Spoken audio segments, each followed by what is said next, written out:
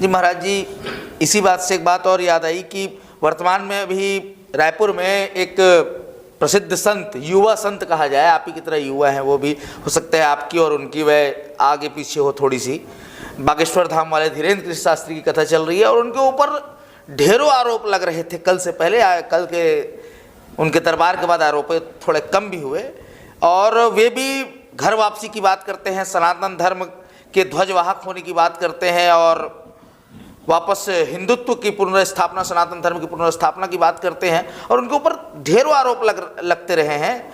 तो और ऊपर से चमत्कार करने का एक बड़ा आरोप उन पर लगा है, तो इस विषय में आप क्या कहना चाहेंगे? देखिए पूज्य महाराज श्री, जिन लोगों ने वेदों को पढ़ा है जी, जिन लोगों ने शास्त्रों को पढ़ा है, उन लोगों के ये लिए कोई बड़ी बातें नहीं है।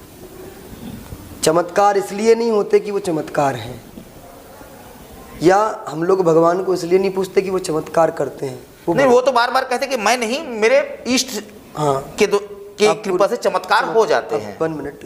तो चमत्कार जो है ना, वो चमत्कार नहीं है जी, वो भगवान की अद्भुत कृपा है जी, जिसका साक्षात प्रमाण उनके दर्शन करके हम सभी को देखने को मिलता है जी।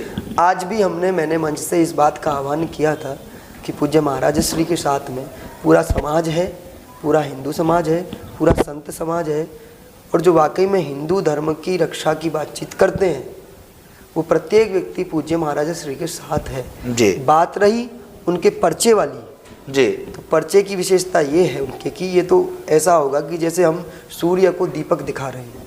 मेरा बोलना क्या होगा, यदि मैं उसमें स्पष्टीकरण दूं तो क्या दूंगा?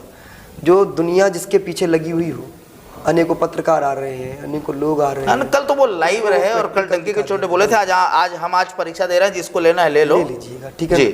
तो इतनी बड़ी अद्भुत मूर्ति सिर्फ हिंदू धर्म के अंदर ही उत्पन्न हो सकती है। बस हमने अपने शास्त्रों में सुना था कि हमारे जो साधु संत होते हैं वो उनका भगवान से सीधा डायरेक्ट संबंध होता है, तो ये हमने आज प्रत्यक्ष देखा है। और ये कोई केवल एक धीरेन्द्र कृष्ण शास्त्री जी को थोड़ी ना भगवान के दर्शन हो रहे हैं, या उनको ही थोड़ी ना ये सब चीज़ें हो रही हैं। आप जाइए ना हिमालय की ओर, बद्रीनाथ की ओर, कितने साधु संत ऐसे बैठे हैं कि तुमको घर पे बैठे हुए सब चीज़ें बता देंगे जी। तो हमारे हिंदू धर्म में तो ऐसे अनेकों साधु संत हैं, अनेकों लोग हैं जो इन चीज़ों को करते हैं। अब ये आडंबर किन लोगों को लगेगा? जिन लोगों के पास में ये विद्या नहीं है। हमारी ज्योतिष है, ज्योतिष भूत भविष्य सब बताती है, उसे कई वैज्ञानिक भी मानते हैं, सारे समाज मानता है, उसके गणित के आधार को सब मानता है, जन्म पत्री को मानता है। जन्म पत्री क्या है? एक आकाश में नक्षत्रीय जनगणना को जो नीचे उतार देती हो कि कौन सा नक्षत्र किस समय पर कहाँ पर था, कौन सा ग्रह किस समय पर कहाँ पर था, वो उतार करके वो नक्शा ही तो है, उसके आधार पर कि किसका ग्रह का प्रभाव किसके जीवन पर कितना होता है? ये विज्ञान है। मैं हमेशा कहता हूँ कि 2 प्रकार का विज्ञान विश्व में होता है या दुनिया की पुस्तकों में होता है।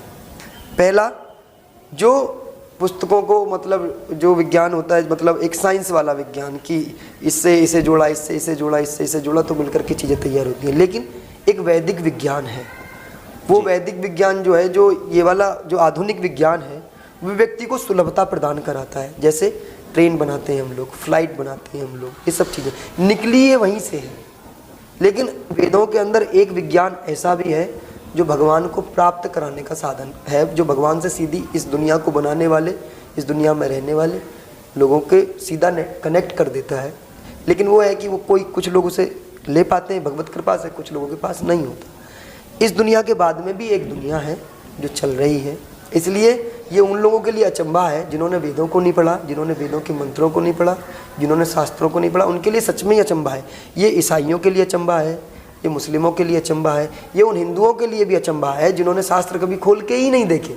तो उनको तो ऐसा लगेगा कि अब मान लीजिए मैं इसी रूम में रहता हूँ, इसके बाहर की दुनिया मैंने कभी देखी नहीं, तो मैं क्या कहूँगा मेरी दुनिया कहाँ तक है? मेरी दुनिया ये कमरा है केवल। जी जी। अब इसका मतलब ये नहीं है कि यदि मेरी दुनिया कमरा है तो इस कमरे के बाहर दुनिया नहीं है जी। यदि उल्लू को सूर्य नहीं दिखता ना, तो इसका मतलब ये नहीं है कि सूर्य नहीं है, वो उल्लू है इसलिए सूर्य नहीं दिखता जी। इसलिए जो लोग पूज्य महाराज श्री पर प्रश्न उठा रहे हैं या उनके बारे में पाखंड वाले शब्दों का प्रयोग कर रहे हैं, सच्चाई है उनकी दुनिया भ्रष्ट दुनिया है, इसलिए उनको उसमें कुछ दिखता नहीं जी, है ना।